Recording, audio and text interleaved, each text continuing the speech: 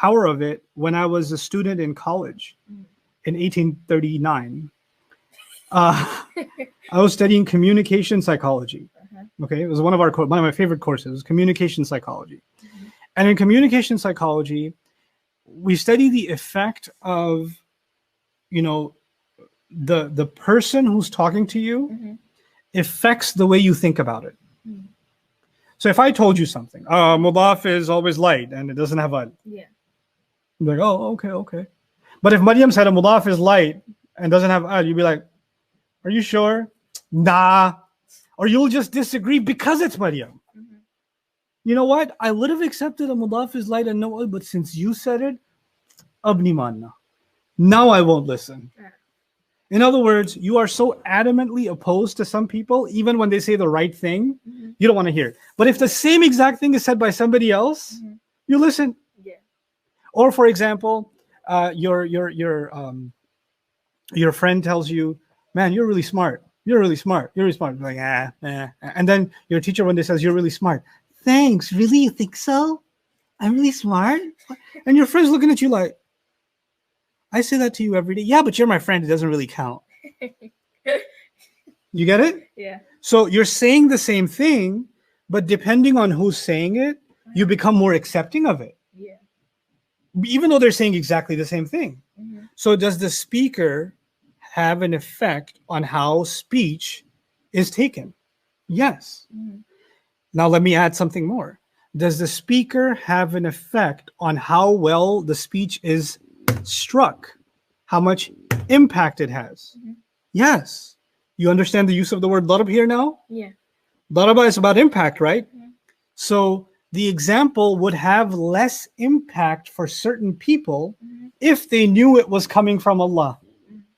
Because they're so allergic to hearing anything from Allah that the moment they hear Allah says, like, oh, he's getting Islamic again. Right? Yeah. I don't want to hear this. So they've already dismissed that anything impactful or worthy of listening or dropping all things and completely giving your attention, all of that is gone now because Allah was mentioned. This is why you find a believer. When Allah talks to a believer, He said, ضَرَبَ اللَّهُ مَثَلًا لِلَّذِينَ آمَنُوا. Allah gives an example for those who believe. Why? Because when a believer hears Allah said it, we give extra attention. But someone who's kind of not into Allah, not into Islam, not into the Quran, when they hear Allah said something, you're like, here we go again. So what does the Quran teach us here? It says, Ya ayyuhan nas, people. Now are people Muslims or everybody? Everybody. It's everybody. So it's people who don't want to hear it, people who may become less interested if they know it's from Allah, people that, they are averse to hearing it, and people that want to hear it. Yeah. All of them have been included in an example is being struck, or example has been struck. What that means is focus on the example, leave aside who the doer is, leave aside the speaker. Yeah. You just give your 100% to who's the one talking, right? So that, the last thing I'll tell you, because I gave lectures on this a long time ago, but I gave my favorite example of this, which was how even Muslims, we perceive appearance before we hear what anybody has to say, right? So, if I gave a khutbah, it doesn't matter what I have to say. Somebody will write, you didn't cover your head, therefore, et cetera, right? Yeah. Or, your beard is too short, or your mustache is too big, or your ears are clearly un-Islamic, or something. You said that too? No, I made that one up. Okay, but I am tempted to give a lecture in my panda mask, but just to see what happens. But the point is, if somebody, listen, if a person who really gets bothered by, for example, me not covering my head, let's just say, right? They came to this masjid to pray Jummah, but they came late, so they didn't get a seat in the main hall. So they got to pray out here in the lobby area. So they can't see me. They only heard the khutbah. Right? Now there's somebody inside, their cousin is inside, who's listening to me and going astaghfirullah, astaghfirullah the whole time. And this guy can't see me, so he's not saying astaghfirullah, he's saying alhamdulillah, alhamdulillah the whole time. By the time the khutbah ends, the guy inside is like, man, I gotta I gotta go slaughter a goat or like make up for the sin of praying behind this colonized, FBI agent, kafir type, khutbah.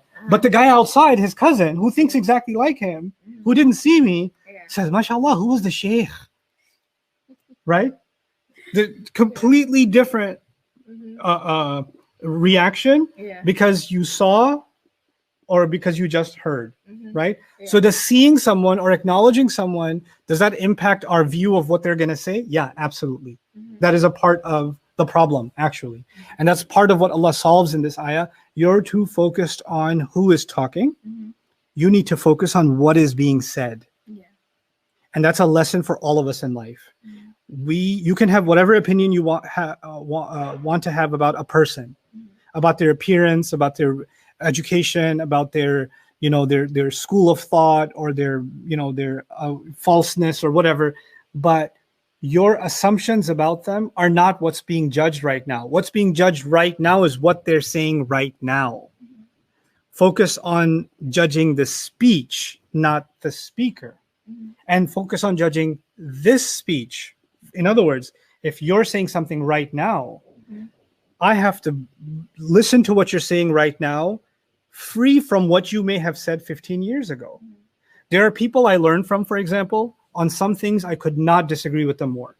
I completely and absolutely disagree with them on 5 things, let's just say. But there are other 500 things I still learn from them. Why? Because when I learn those other 500 things, I'm not thinking about the 5 things that I disagree with. And it doesn't even matter who they are. It only matters to me what they're saying. What is it that they're saying? If you look at it from that perspective, what Allah has taught us in this ayah, and think about how we take in information on the web today, or how we take information in like online, and you look at comments and things like that, you'll notice that the vast majority of people are not responding at all to what is being said. At all. It doesn't matter if it's Islamic or un-Islamic or whether they're praising or they're criticizing, they're not responding to what is being said. They're just responding to the appearance. Either they like the appearance or they don't like the appearance. Or they have a preconceived judgment of something bad or a preconceived judgment of something good. When someone decides to be a supporter of a certain president, it doesn't matter what they say or do. They've already decided that they're going to support them. So no speech they give is going to be critical or be worthy of criticism. And when someone decides to hate somebody, nothing good they say will ever be good. You'll have to find something bad in it because you've already made your assumption about them. This is the disease that, in very few words, sometimes Allah solves these life problems. And that's just, the opening of that example. Ya ayyuhan nasu duriba mathalun. One of my biggest, dreams after the dream program, or maybe even during, is to teach you guys a course on all the examples in the Quran. All the examples, because they're so powerful. And they're all darb from Allah, right? They're like, Allah drops those examples.